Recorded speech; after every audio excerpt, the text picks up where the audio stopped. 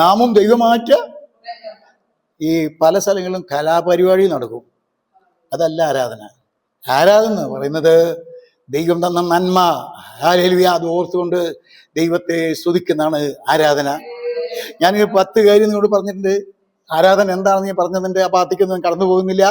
ഒരു കാര്യം മനസ്സിലാക്കുക, ആരാധന സത്യത്തിലും ആത്മാവിലും ആരാധിക്കണം. അതാണ് ആരാധന. ആ ആരാധന സത്യത്തിലും ആത്മാവിലും ആരാധിക്കുമ്പോൾ നാം എന്ത് ചെയ്യും? ആത്മവേശത്തിലും ആത്മാവിലും ദൈവത്തെ സ്തുതിച്ച് ദൈവമായുള്ള ബന്ധമാണ് ആരാധന എന്നു പിൽക്കാലം മനസ്സിലാക്കിയാൽ നാം ദൈവത്തെയാണോ ആരാധിക്കുന്നത്, അതേ നമ്മൾ ലോകപ്രകാരമുള്ള ആരാധന കൊട്ടും പാട്ടുമായിട്ടും നടക്കുകയാണോ എന്ന് നമുക്ക് അറിയാൻ കഴിയും. നാമും ദൈവമായിട്ട് എന്ത് ചെയ്യണം? ബന്ധം. ഹല്ലേലൂയ. നാമും ദൈവമായിട്ട് ബന്ധമില്ല എങ്കിൽ അതെന്തല്ല? അത് ആരാധന അല്ല എന്ന് പിൽക്കാലം മനസ്സിലാക്കുക. ഇന്ന് പിൽക്കാലം നാം ദൈവത്തെ ആരാധിക്കാൻ കടന്നു വന്നു. ദൈവത്തെ ആരാധിക്കുമ്പോൾ ഹല്ലേലൂയ നാം ദൈവമായിട്ട് എന്തിനായിരിക്കണം? ബന്ധം. ഒന്ന് ചിന്തിച്ചു നോക്കുക, നിങ്ങൾ ബന്ധമുണ്ടോ എന്ന്. ഇന്ന് പിൽക്കാലം ഒരു ചോദ്യം ചോദിച്ചിട്ട് ഞാൻ മുന്നോട്ട് വരാൻ ആഗ്രഹിക്കുന്നു. നമ്മളെല്ലാവരും ദൈവമക്കളാണ് എന്ന് പറയുന്നു. ഉണ്ടോ ഇല്ല എന്നുള്ളത് നമ്മൾ വചനവും മറ്റുള്ള കാര്യങ്ങളൊക്കെയും അന്വേഷിക്കുമ്പോൾ കണക്കാൻ കഴിയും. എന്താ വെച്ചാൽ ഈ ലോകപ്രകാരമുള്ള രോഗം വന്നാൽ, ഒരാൾക്ക് ലോകപ്രകാരമുള്ള രോഗം വന്നു കഴിഞ്ഞാൽ ഒരു പരിധി വരെ 70-80% വരെ മരുന്നുണ്ട്, ഇല്ലേ? ഹാർട്ടിന് കേട് വന്നാൽ മാറ്റിവെക്കുന്നു, മറ്റുള്ള കൈകാലുകൾക്ക് കേട് വന്നാൽ മാറ്റിവെക്കുന്നു, ബ്രെയിന് മാറ്റിവെക്കുന്നു. ഒരു 80% ഇപ്പം എന്തുണ്ട്? വൈദ്യശാസ്ത്രം പുരോഗമിച്ചിട്ടുണ്ട്. എന്നാൽ ആത്മീയ രോഗം വന്നു കഴിഞ്ഞാൽ, ആത്മീയർക്ക് രോഗം വന്നാൽ എന്ത് ചികിത്സിക്കാനോട് വലിയ വന്നിട്ടുണ്ടോ? ചിന്തിച്ചിട്ടുണ്ടോ നിങ്ങൾ? ആത്മീയ പ്രകാരം ആത്മീയർക്ക് രോഗം വരുന്നുണ്ട്. ആത്മീയർക്ക് രോഗം വരുന്ന പ്രാന്തല്ല. ആത്മീയർക്ക് രോഗം വരുന്ന പ്രാന്തെന്നല്ല പറയണേ. പ്രാന്ത് മാതര, അല്ലെങ്കിൽ ദൈവത്തിലുള്ള വിശ്വാസം നഷ്ടപ്പെട്ട്, അല്ലെങ്കിൽ ദൈവമായിട്ടുള്ള ഒരു ബന്ധമില്ലാതെ അവർ പാട്ട് പാടുന്നു, ആരാധിക്കുന്നു, എനിക്ക് പറ്റാത്ത കാര്യം മറ്റോട് വിളിച്ചു പറയുന്നു എന്ന് പറഞ്ഞാൽ, ഞാൻ രോഗശാന്തിയിൽ വിശ്വസിക്കുന്ന ആളാണെങ്കിൽ എനിക്ക് രോഗശാന്തി പറയാം. രോഗശാന്തി വിശ്വസിക്കാത്ത വ്യക്തിക്ക് രോഗശാന്തി പ്രസംഗിക്കാൻ എന്തില്ല? അധികാരമില്ല. വ്യഭിചാരം ചെയ്യുന്ന വ്യക്തിക്ക് വ്യഭിചാരം ചെയ്യണ്ട എന്ന് പറയാനുള്ള അവകാശം ഇല്ല. കുടുംബം നിന്റെ കീഴിലില്ല എങ്കിൽ നീ കുടുംബത്തിനെ നിയന്ത്രിക്കാൻ നീ എന്തിൻ്റെ മേശയുടെ നിൽക്കണ്ട. അങ്ങനെ ഞാൻ പറഞ്ഞൊരു അർത്ഥം നിങ്ങൾക്ക് മനസ്സിലായ, ലോകപ്രകാരമുള്ള രോഗത്തിന് ചികിത്സിക്കുവാൻ ഇവിടെ എല്ലാ വൈദ്യശാസ്ത്രം പുരോഗമിച്ചുകൊണ്ടിരിക്കുമ്പോൾ, ആത്മീയർക്ക് രോഗം വന്നു കഴിഞ്ഞാൽ, ആത്മീയ രോഗം വരുമ്പോൾ അതിനെ ചികിത്സിക്കുവാനോ അത് ക്രമപ്പെടുത്തുവാനോ അത് ശരിയെന്ന് പറയുവാനോ അത് തെറ്റെന്ന് പറയാനോ ഇവിടെ എന്തില്ല? ഈ ആത്മീയ വൈദ്യശാസ്ത്രം പുരോഗമിച്ചിട്ടില്ല. അതിന് എന്ത് ചെയ്യുമെന്ന് അറിയുമോ? നിലനിൽക്കുന്ന വിശ്വാസികൾ എന്ത് ചെയ്യണം? പ്രാർത്ഥിച്ചാൽ കുറച്ചെന്ത് ചെയ്യും? മാറ്റം വരും. ഹല്ലേലൂയ. ഞാൻ പറഞ്ഞതിൻ്റെ ആശയം മനസ്സിലാക്കുക. ആത്മീയത്തിൽ രോഗമുണ്ട്, ഇല്ലേ? ആത്മീയ പ്രകാരം രോഗം വരുന്നില്ലേ? നിങ്ങൾ പറയും കുഷ്ഠാണോ? അല്ല, ആത്മീയത്തിൽ എന്തിൻ്റെ പലവിധമായ രോഗം വന്ന് പെട്ടിട്ടുണ്ട് ഇപ്പോൾ എന്ന് പറഞ്ഞാൽ, ഒരു കാര്യം ഞാൻ പറയാം. 1ാം തലമുറ കഴിഞ്ഞു, 2ാം തലമുറ കഴിഞ്ഞു, 3ാം തലമുറ കഴിഞ്ഞു, ഇപ്പം 4ാം തലമുറയാണ് വന്നിരിക്കുന്നത്. 4ാം തലമുറയ്ക്ക് എന്താ പ്രശ്നം എന്ന് വെച്ച് കഴിഞ്ഞാൽ, എന്നോട് പല ദൈവദാസന്മാരും ചോദിക്കുന്നുണ്ട്, എന്താ നിങ്ങളുടെ കൊട്ടും പാട്ടൊന്നും ഇല്ലേ? കിന്നരവായനോ ഓർഗൻ കെട്ട് പട്ട് ഒന്നും ഇല്ലേ? എന്താ ഇല്ലേ? നമുക്ക് കാശില്ലാണ്ടാണോ? ഒരു പാസ് ചോദിച്ചു, പാസ് കാശില്ലാണ്ടാണോ എന്നുണ്ടെങ്കിൽ എല്ലാ ഐറ്റംസും നമ്മൾ ചർച്ചയിലുണ്ട് കൊണ്ടുവയ്ച്ചു. എന്നോട് പാസ് വിളിച്ചു. ഞാൻ പറഞ്ഞു, പാസ്വേഡ് പറഞ്ഞു. പാസ് എന്ന് പറഞ്ഞാൽ അദ്ദേഹം ഒരു പുരോഹിതനാണ്, പാസ്സായിരുന്നു. അദ്ദേഹം ഇപ്പോൾ വേറൊരു പുരോഹിതനായി മാറി. അദ്ദേഹം പറഞ്ഞു, പാസ്സേ എനിക്ക് കാശില്ലാണ്ടല്ല. ഒരു കാര്യം മനസ്സിലാക്കുക, ഈ ദാവീദ് കിന്നരം വായിച്ചു. എപ്പോഴാണ് വായിച്ചതെന്ന് അറിയാമോ? കിന്നരം വായിച്ചത് ശൗലിന് ബോധം വന്നപ്പോൾ. അപ്പം പാസ്റ്റോട് പറഞ്ഞു, പാസ്റ്റർക്ക് വിവരം കിട്ടുമെന്ന് എനിക്കറിയില്ല, മനസ്സിലായെന്ന് അറിയില്ല. പാസ്റ്റർ മേത്ത് ബോധം വരുമ്പോൾ പാസ്റ്റർ സമാധാനം കിട്ടാൻ, ഒരു സ്വസ്ഥത കിട്ടാൻ വേണ്ടി എന്ത് വേണം? എന്താ വേണം? എന്തിനാ വേണ്ടേ? അപ്പൊ അതിൻ്റെ ഒപ്പം ജനം എന്ത് ചെയ്തു? കൊട്ടി പാടി ആഘോഷിച്ചു. അപ്പൊ അദ്ദേഹം ചോദിക്കുകയാണ്, നിങ്ങൾക്കും വെച്ചുകൂടെ? ഞാൻ പറഞ്ഞു, എനിക്ക് എന്തായിട്ടില്ല ഇപ്പോ. മനസ്സിലായത്? എനിക്കിപ്പോൾ എന്ത് വന്നിട്ടില്ല? ദൈവാത്മാവിന് പകരം ശൗലിന് മേൽ ഇറങ്ങിയ ആ ദുരാത്മാവ് എൻ്റെ മേൽ വന്നിട്ടില്ല. അതുകൊണ്ട് എനിക്കിപ്പോൾ എന്ത് വേണ്ട? തപ്പും കൊട്ടും. മാക്സിമം മിരിയാം തപ്പെടുത്ത് കൊട്ടി പോലെ എന്ത് ചെയ്യാം? അത് വിട്ട് ഞാൻ ഇനി നിങ്ങളൊരു കാര്യം മനസ്സിലാക്കേണ്ട, വിശ്വാസം മനസ്സിലാക്കും, എനിക്ക് ഭൂതം വരും, ഇനി കുറച്ച് വരാം, വരാണ്ട് ഞാൻ സൂക്ഷിക്കുന്നു, പ്രാർത്ഥിക്കുന്നു, ദൈവകൃപയിലായിരിക്കുന്നു. വന്നാൽ മനസ്സിലായ നിങ്ങൾക്ക്? വന്നാൽ അവിടെ എന്ത് വരും? ഓർഗം വരും. ഗപ്പി വെച്ചവനും കുടിച്ചവനും കഞ്ചാവ് വലിച്ചവനൊക്കെ വന്ന് ഇവിടെ കൂട്ടും. അതിന് വരാതിരിക്കാൻ ദൈവമക്കൾ എന്ത് ചെയ്യേ? വ്യക്തമായി പ്രാർത്ഥിക്കേ. ഇല്ലെങ്കിൽ എന്ത് വരും? ഇവിടെ പൈസ ഇല്ലാണ്ടാണോ പാസ്റ്റർ ഇവിടെ കിണർ വയ്ക്കാത്ത? കാരണം മനസ്സിലായ? പാസ്റ്റർക്ക് ഒന്നും എന്ത് വന്നിട്ടില്ല ഇതുവരെ? ബോധശക്തി വന്നിട്ടില്ല. ബോധശക്തി വരുമ്പോൾ ആ പാസ്റ്റർ ഒരു ആശ്വാസത്തിന് വേണ്ടി കിണർ വരും, പാട്ട് വരും, അത് വരും. അപ്പൊ അയാൾക്കൊരു സമ്മാനം കിട്ടും. എന്നാൽ ആരാധനയിൽ നീക്ക് വേണ്ടി തപ്പെടുക്കണ കേട്ടോ. മെരിയാൻ തപ്പെടുത്തില്ലേ, കൊട്ടിയില്ലേ? ദാവീദ് വീണെടുത്തില് വായിച്ചില്ലേ? അവന് പഞ്ഞിനൂല് കൊണ്ട് ശുദ്ധവസ്ത്രം ധരിച്ച് ആ ദേവാലയത്തിന് പെട്ടകത്തെക്കുറിച്ച് അറിവ് ലഭിച്ചതിന് ശേഷം, പെട്ടകം എന്താണെന്ന് മനസ്സിലായ ശേഷം, പെട്ടകത്തിന് മുൻപിൽ നിന്ന് വിശുദ്ധിയോടുകൂടെ നിർമ്മലയോടുകൂടെ ഹല്ലേലൂയ ദൈവത്തെക്കുറിച്ചുള്ള പരിജ്ഞാനം പ്രാപിച്ച് അവൻ എന്ത് ചെയ്തു? പെട്ടകത്തിന്റെ മുമ്പിൽ നിന്ന് അവൻ നൃത്തം ചെയ്ത് എന്ത് ചെയ്തിട്ടുണ്ട്. എന്നാൽ ഇന്ന് കാലത്ത് നടക്കുന്ന ആരാധന എന്തല്ല? കൊട്ടുന്നവനും പാടുന്നവനും ഭൂതം, കേൾക്കുന്നവനും ഭൂതം. ആ ഒരു ഭൂതത്തിലേക്ക് നമ്മൾ എന്ത് ചെയ്യാൻ ഉദ്ദേശിക്കുന്നില്ല, കടക്കാൻ ഉദ്ദേശിക്കില്ല. അതുകൊണ്ട് അനേകർ ചോദിക്കുന്ന ചോദ്യത്തിന് നിങ്ങൾ എന്ത് ചെയ്യണം? മറുപടി പറയാൻ തയ്യാറാവണം. ഹല്ലേലൂയ. കഴിഞ്ഞ ദിവസം മറ്റൊരു ചോദ്യം ഞാൻ പറഞ്ഞത്, പാസ്റ്റർ നിങ്ങൾ പാസ്റ്ററല്ലേ? അതെ. നിങ്ങളുടെ ദേഹം, ദേഹി, ആത്മാവ് ശുഭവും ശുദ്ധമായിരിക്കുന്നുണ്ടോ? ഒരു ചോദ്യം. മനസ്സിലായ? എന്തൊക്കെ? ദേഹമുണ്ട്, ദേഹിയുണ്ട്, ആത്മാവുണ്ട്. ഇത് മൂന്നും നിങ്ങൾക്ക് ശുഭവും ശുഭ്രമായി കർത്താവിന്റെ പ്രത്യക്ഷത വരെ അത് കാത്തു സൂക്ഷിക്കുന്ന പൗലോസ് പറയുന്നു. അങ്ങനെ ഒരു അനുഭവം നിങ്ങൾക്ക് വന്നിട്ടുണ്ടോ എന്ന് ചോദിച്ചു. വന്നിട്ടുണ്ടാ? നിങ്ങളുടെ ആത്മാവും പ്രാണനും ദേഹവും ദേഹി എന്ന് പറഞ്ഞാൽ ദേഹം, ദേഹി, ആത്മാവ് ശുദ്ധവും ശുഭ്രമായി ഇരിക്കണം. ശുദ്ധവും ശുഭ്രമായിട്ട് ഇരുന്നിട്ടുണ്ടോ? നിങ്ങൾ ചിന്തിച്ചു നോക്കിയേ. നമ്മൾ ആരാധന കൂടുന്നവരല്ലേ? ദൈവത്തിലെ ആരാധിക്കുന്നത് ഉണ്ടായിട്ടുണ്ടാ? സമാധാനം നിങ്ങൾക്ക് ലഭിച്ചിട്ടുണ്ടാ? ഞാൻ പാസ്റ്ററോട് പറഞ്ഞു, ആ സഹോദരനോട് പറഞ്ഞു, സഹോദരാ, ദേഹം, ദേഹി, ആത്മാവ് പിരിയുന്ന സമയമുണ്ട്. കർത്താവായ യേശുക്രിസ്തു കാൽവരി കുരിശുമ്പോൾ പ്രാണനെ വിട്ടു. ആത്മാവിനെ ആരെ ഏൽപ്പിച്ചു? ദൈവത്തിനെ ഏൽപ്പിച്ചു. ശരീരം എവിടെ ഏൽപ്പിച്ചു? കുഴിയിലേക്ക് ഏൽപ്പിച്ചു. ശരീരം കുഴിയിലേക്ക് ഏൽപ്പിക്കുന്നവരെ, എൻ്റെ ആത്മാവ് അങ്ങോട്ട് പോകുന്നവരെ, എൻ്റെ പ്രാണൻ പോകുന്നവരെ, ഈ ബൈബിള് പറയുന്ന പ്രകാരം എനിക്ക് എന്ത് ചെയ്യാൻ സാധിക്കില്ല? ദേഹം, ദേഹി, ആത്മാവ് സ്വസ്ഥമായിട്ടിരുന്നുണ്ടോ നിങ്ങൾക്ക് ഇതുവരെ? എന്തുകൊണ്ട്? പലവിധമായ പ്രശ്നങ്ങൾ വന്ന് നമ്മെ ആഞ്ഞടിക്കുമ്പോൾ നമ്മുടെ ദേഹം എന്ത് ചെയ്യും? രോഗം വരുമ്പോൾ നമ്മുടെ വേദന, ശരീരത്തിന് വേദനയായി. പ്രശ്നം വരുമ്പോൾ ആത്മാവിന് എന്തായി? അതുപോലെ പ്രാണന് എന്തായി? ശുദ്ധവും ശുഭ്രമായിട്ട് ഒരു ദിവസങ്ങളിൽ ഒരു മണിക്കൂറിൽ ആയിട്ടുണ്ടോ എന്ന് ചിന്തിച്ചു നോക്കിയേ. അപ്പൊ അത് എന്തുകൊണ്ടാണ്? ക്രിസ്തുവിൻ എന്തായിട്ടില്ല? 4-ാം തലമുറ വന്നു കഴിഞ്ഞപ്പോൾ ദൈവത്തെ വിട്ടുകളഞ്ഞു. ദൈവം ആരാണെന്ന് ഭരിക്കാനില്ലാതെ വന്നു. അവൻ എന്താണ് ചെയ്യേണ്ടതെന്ന് അറിയാതെ വന്നു. അവന്റെ ആരാധന എന്താണെന്ന് അറിയാതെ വന്നു. ഹല്ലേലൂയ. അങ്ങനെ പലവിധമായ പ്രശ്നങ്ങൾ അവർ ജീവിതത്തിൽ വന്നു കഴിഞ്ഞപ്പോൾ ദേഹത്തിന് സമാധാനമില്ല, ദേഹിക്ക് സമാധാനമില്ല, ആത്മാവിന് സമാധാനമില്ല. എന്ന ദൈവമക്കളായ നാം പൗലോസ് പറഞ്ഞ പ്രകാരം ദേഹം, ദേഹി, ആത്മാവ് ദൈവസന്നിധി സമർപ്പിക്കുന്നെങ്കിൽ ദേഹത്തിനും ദേഹിക്കും ആത്മാവിനും എന്ത് കിട്ടും? സമാധാനമായി ജീവിക്കും. അതാണ് പൗലോസ് പറഞ്ഞ സകല ബുദ്ധിയെയും കഴിയുന്ന ദൈവ സമാധാനം ദൈവം നിങ്ങളെ നീട്ടെ നിറയ്ക്കട്ടെ. സകല ബുദ്ധിയെയും കഴിയുന്ന ദൈവ സമാധാനം.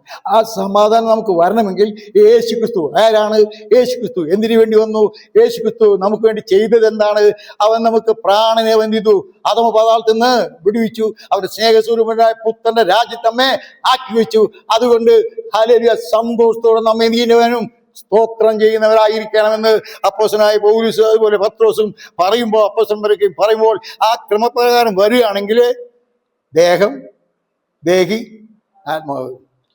ബ്രദറ് കേൾക്കുക, നമുക്ക് ദേഹം, ദേഹി, ആത്മാവ് ഇപ്പൊ സമാധാനായിരിക്കുക. ദേഹം, ദേഹി, ആത്മാവ് സമാധാനായിട്ടുണ്ടാ? എപ്പോഴാണ്? ശരീരത്തിന് മണ്ണിനെ ഏൽപ്പിക്കുമ്പോൾ ശരീരത്തിന് സമാധാനം കിട്ടും. ആത്മാവിനെ സങ്കീർത്തനം പറഞ്ഞ പ്രകാരം ദൈവത്തിൻ്റെ ഏൽപ്പിക്കുമ്പോൾ നമുക്ക് സമാധാനം കിട്ടും.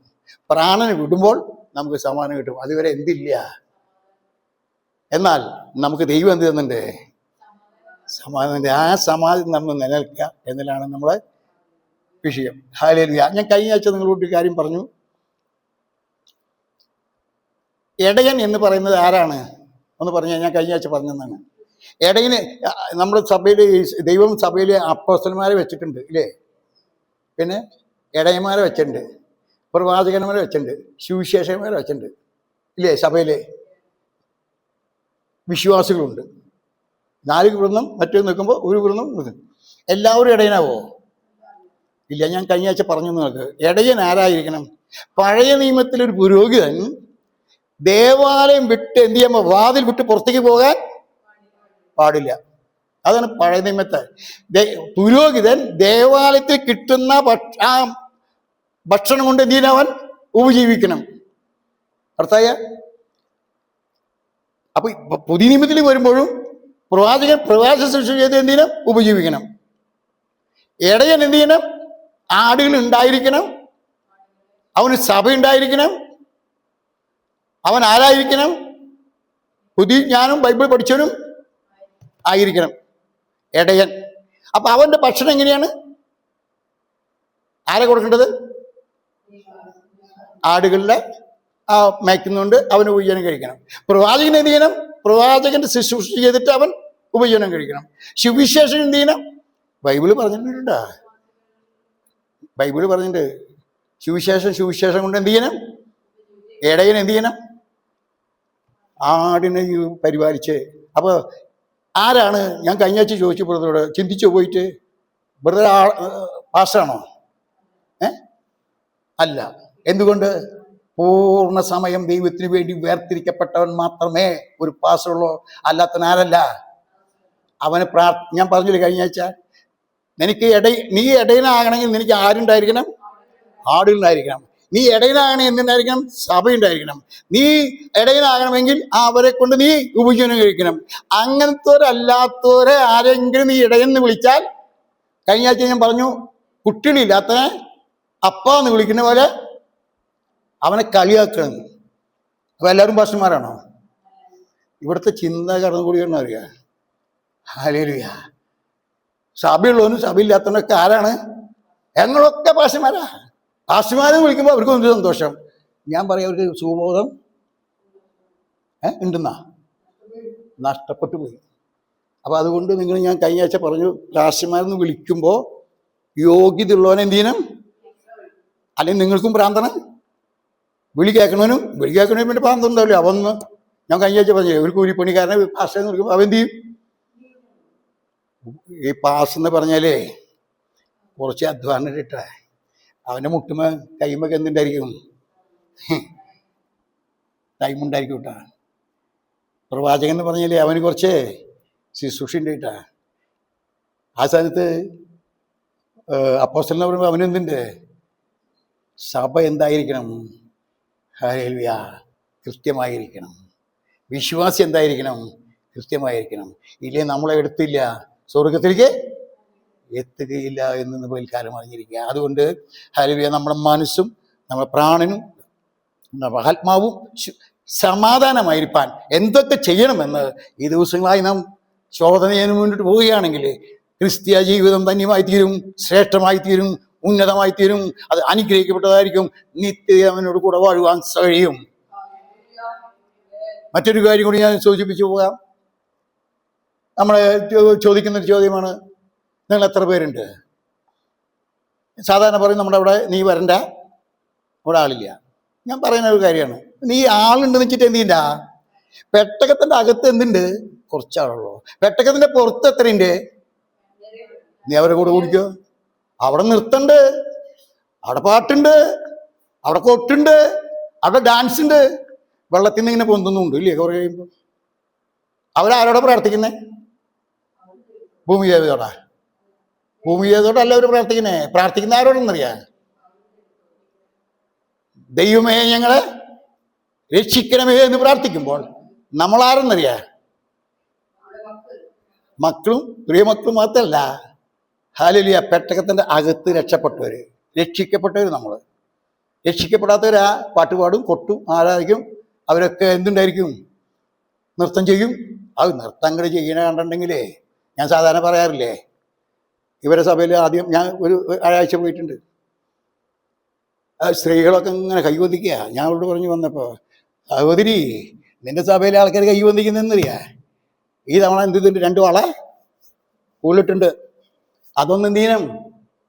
അതല്ല ആരാധന. ആരാധന എന്ന് പറഞ്ഞാൽ എന്താണെന്നറിയാ? ചേച്ചിക്ക് മനസ്സിലായിട്ടാ? കുറച്ച് വ്യത്യാസം വന്നു.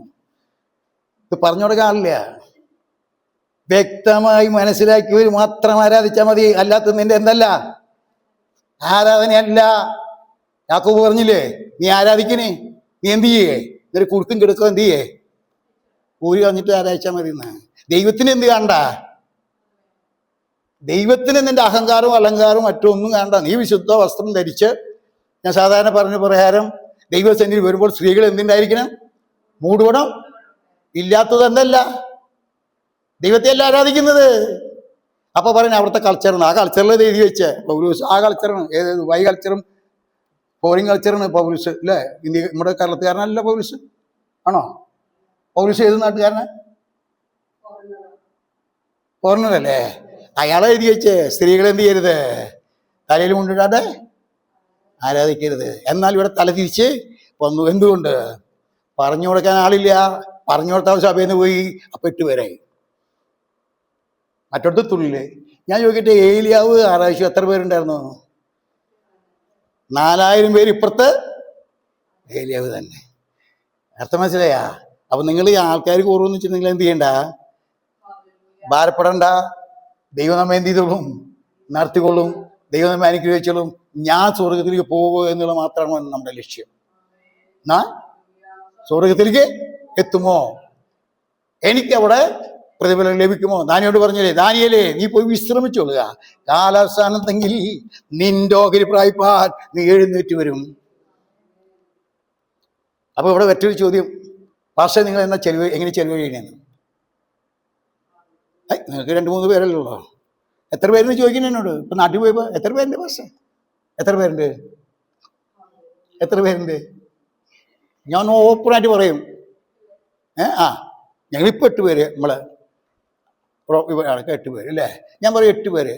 അപ്പോൾ പക്ഷേ എത്ര പേരുണ്ടെങ്കിലും വരുമാനമുള്ള എല്ലാവരും വരുമാനം തന്നെയാണ്. കെട്ടുന്നതൊക്കെ എനിക്ക് കൊണ്ടുവരും. അപ്പൊ എങ്ങനെ ചെലവ് കഴിയണേ? നന്നായി ഞാൻ ചെലവ് കഴിയുന്നുണ്ട്. ഞാൻ ആരെങ്കിലും കൈ നീട്ടിയ സഹോദരി കഴിഞ്ഞ പോകുമ്പോഴും അവര് എന്നാ പക്ഷേ വേണ്ട, എനിക്കെന്ത് വേണ്ട? എൻ്റെ ദൈവം എന്നെ ആൾ കുറവായാലും ആൾ കൂടുതലായാലും എന്നെ എന്തിൻ്റെ പോറ്റിപ്പുറത്തുന്ന ദൈവമാണ് എന്ന് ഞാൻ വിശ്വസിച്ച് ഇറങ്ങി തിരിച്ചതിന് ശേഷം, ദൈവത്തെ വിശ്വസിച്ച് ഇറങ്ങിയ ശേഷം എനിക്ക് എന്തുണ്ട്? ആവശ്യം പോലെ ആവശ്യമുള്ള സാധനം എനിക്ക് കൊണ്ടുവന്ന് എന്നെ അനുഗ്രഹിക്കുന്ന ദൈവമാണ്. അതുകൊണ്ട് എനിക്കൊരു ലക്ഷ്യമുണ്ട്. ഞാൻ എവിടെ എത്തിയാൽ മതി? മറ്റൊരാരും എത്തിക്കേണ്ടതിൻ്റെ ചുമതലയാണ്. അവർ കൈ പിടിച്ച് യോർദാൻ കടത്തേണ്ടതിൻ്റെ ആവശ്യമാണ്. എൻ്റെ പുരോഹിത ശുശ്രൂഷ എനിക്ക് തന്നിട്ടുണ്ടെങ്കിൽ പെട്ടകം പിടിച്ച് ഇവിടെ നിൽക്കേണ്ട ചുമതല എൻ്റെയാണ്, അല്ലേ? മനസ്സിലായ?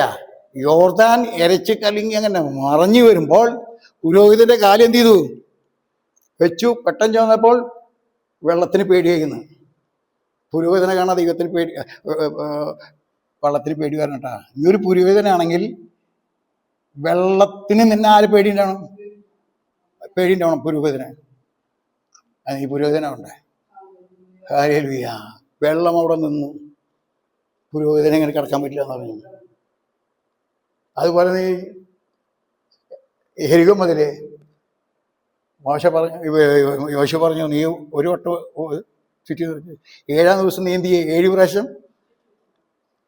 അപ്പൊ എന്ത് വീണു? എരികോ മുതലേ വീണു. ഹല്ലേലൂയ. ഇതാണ് ക്രിസ്ത്യ ജീവിതമെങ്കിൽ നമ്മുടെ ജീവിതം ധന്യമായി തീരും, ശ്രേഷ്ഠമായി തീരും, ഉന്നതമായി തീരും. നമ്മൾ നിത്യതയിൽ അവിടെ ചെന്ന് അവനെ കാണും, അവൻ്റെ മണവാട്ടിയാകും, അവൻ്റെ നിന്ന് പ്രതിഫലം വാങ്ങി സന്തോഷം പ്രാപിക്കാതെ. ദാനിയേലേ നീ പോയി വിശ്രമിച്ചു കൊള്ളുക, നിന്റെ ഓഹരി പ്രാപിപ്പാൻ നീ എന്ത് ചെയ്തും ഒരു ദിവസം എഴുന്നേറ്റ് വരും. ക്രിസ്തീയ ജീവിതത്തിന്റെ അന്ത്യം അങ്ങനെ കുഴിയിൽ പോയിട്ട് അവസാനിക്കുന്നതല്ല, എഴുന്നേറ്റ് വരുന്നതാണ് ക്രിസ്തീയ ജീവിതം. ക്രിസ്തീയ ജീവിതം എഴുന്നേറ്റ് വരും. നിന്റെ സൃഷ്ടാവിന് മുമ്പിൽ നീ ഒരു ദിവസം നിൽക്കും. ആ നിൽക്കുമ്പോൾ നിന്നോട് ചില കാര്യങ്ങൾ ചോദിക്കുമ്പോൾ നിന്റെ കൈ ബലപ്പെട്ടിരിക്കണം. നിന്റെ കയ്യിൽ ഏൽപ്പിച്ച ശുശ്രൂഷ നീ ചെയ്തുവോ? എൻ്റെ കയ്യിൽ ഇടയ ശുശ്രൂഷ എഴുതി തന്നിട്ടുണ്ടെങ്കിൽ ഞാൻ ആരായി ജീവിക്കണം? ഞാൻ കഴിഞ്ഞ ദിവസം ഒരു വ്യക്തിയോട് പറഞ്ഞു, നിന്റെ തലയിൽ കൈ വയ്ക്കുമ്പോൾ വളരെ സൂക്ഷിക്കണം. 7 പേരെ തിരഞ്ഞെടുത്തു. 7 പേരെ തിരഞ്ഞെടുത്ത് എന്താണെന്നോ? ഹല്ലേലൂയ. നിങ്ങൾ പോയി വായിക്കുക, അപ്പോസ്തലപ്രവൃത്തി വായിക്കേ. ഞങ്ങൾ എന്ത് ചെയ്യാം? വചന ശുശ്രൂഷയിലും പ്രാർത്ഥനയിലും ഇരിക്കാം. അപ്പോസ്തലൻ പറയാണ് ഞങ്ങൾ ഇരിക്കാം. ഇവരാരായിരിക്കണം? 7 പേര് യോഗ്യതയുള്ളവനെ മാത്രമേ തിരഞ്ഞെടുക്കാവൂ.